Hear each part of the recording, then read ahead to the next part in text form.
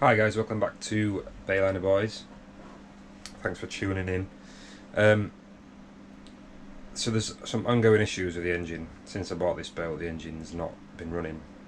As you know from my last video, we installed the carburetor, which is all ready to go.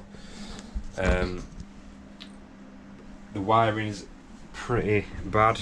I'll show you quickly. Sorry, the light isn't great. But essentially the wiring to the ignition here was all over the place. There were wires that weren't wired in, there were wires that were just cut off and left. So I've wired the ignition up, and when I turn the key we get the ignition power, so everything lights up as you can see on the dash. But when we go to turn it over we get nothing at all. Not even a click from the engine bay. I'm turning the key now, nothing. Initially I put it down to just bad wiring, so I've been chasing all the wires back, fixing up wires that have been cut, that have been spliced, just generally trying to tidy everything up. Still nothing, and quite frustrating. I've just done a little bit of research, and someone mentioned to check the solenoid. Now, by bridging it, I know this isn't the best idea and not recommended, but it's one way to figure out if your solenoid is the thing that's a problem, by just jumping the two terminals. So there's a solenoid next to the circuit breaker.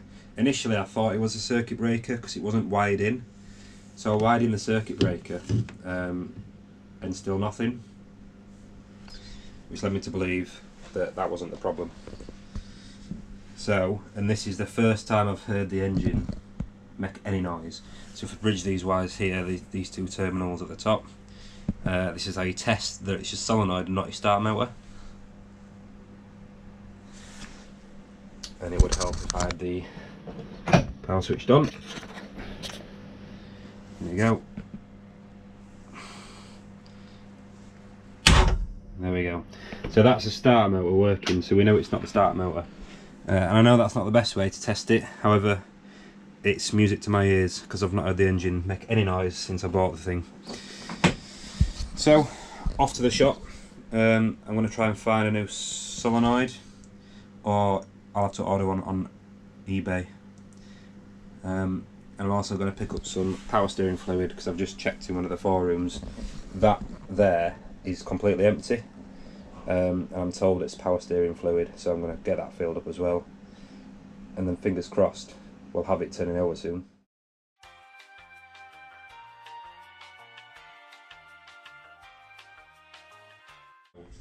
Here we go, we've got the new parts. That's the old one and this is the new one. Right guys, so we're going to fit this bad boy. So this is the new solenoid, 12 volt. It's got the same part number I did have when I searched it for the old one, and it said it's a direct replacement. So let's see how it goes. We've got mate Luke on the camera today. It's better than me just doing Hello. it. Right. Yeah, them holes are completely.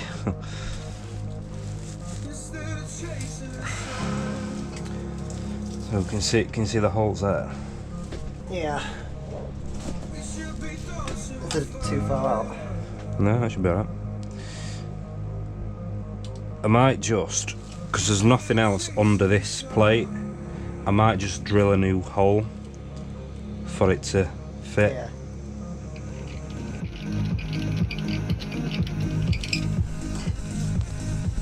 That's good, that'll do. Right, I'll just go grab my drill and we'll get that drilled out for that to go in. This is where we have the incorrect drill. Let's go. That didn't sound good. The drill bit gone. That's a drill bit snapped. Right, I'm gonna find another one.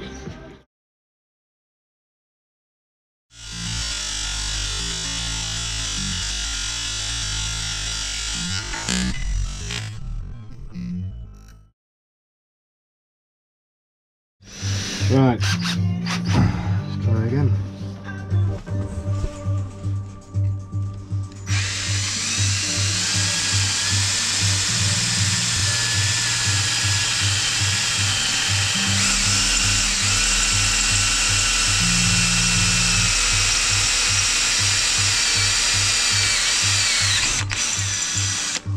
That's one, just need to widen it a bit.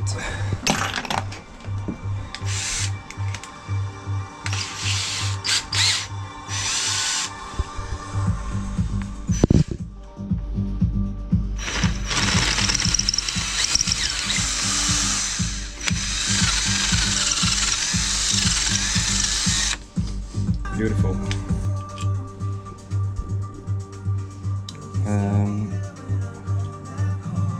Probably better to do.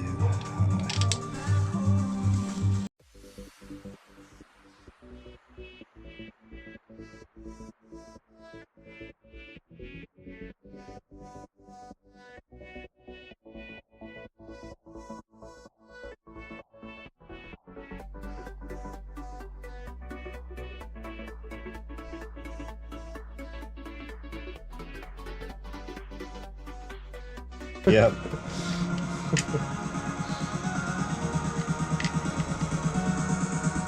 Beautiful. Right, they're on their site. So all we got to do now, give it a start, see if it works. Okay people, so before we start, obviously the boat isn't in the water. So to enable us to run the engine, because it's a water-cooled engine, we need to connect up these muffs, which are these things here. All it does is connects to the hose pipe, and then you turn the water on and it just feeds water into the water inlet there on the leg, and that will then in turn push the water around the engine once it's running. Fingers crossed. So that's all connected up, that's good. So guys, in theory now, the whole mechanics of the engine is done, or what I'm aware of. New carbs on, new solenoid. I've reconnected the engine cut-off circuit breaker because that was disconnected for some reason. So we'll give it some power. Ooh, my way of truth. Fire extinguisher to hand. Is that the biggest one you could buy? It's just what I'm laying around. Right. Are we ready? Fingers crossed, everybody. Ooh. Drum roll.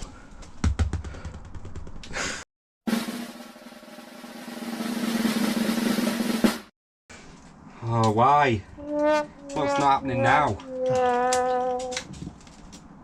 Can you hear anything? Nothing, the relay, the solenoid's not even. I should have connected it. Alright.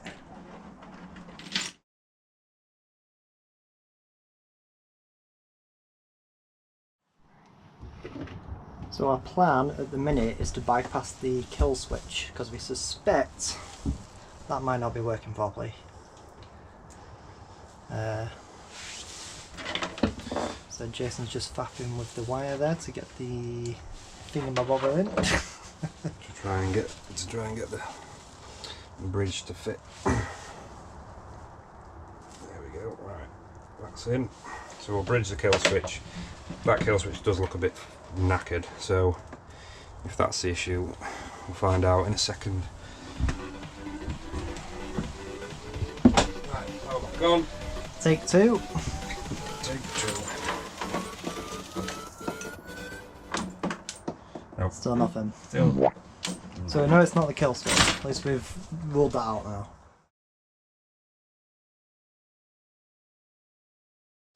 Right, let's try that again. So essentially, the kill switch wasn't even wired in there. Silly me. Ow. Which one did you plug in then? What's that one? I wonder then if we, because this is the kill switch and it needs, so that one goes to the solenoid, this one from the ignition key, and then you need one to ground, I believe. Yeah, you do. You need one to ground. So that's his ground wire. So that's all together now. But it's not. We need to make sure we turn it back on. Still not right. Still f*** all. What's going off here? What am I missing? What am I missing? Rate 2. Do not try this at home. This is obviously just a temporary solution.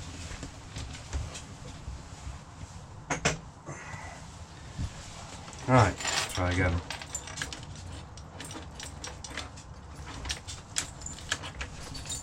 No. Well.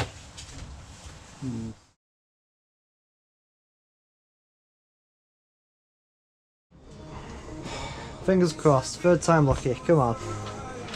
Let's end the day on a high. Please. Still no luck. Still Bugger. nothing. Well, there's always going to be downs. There's always going to be hiccups.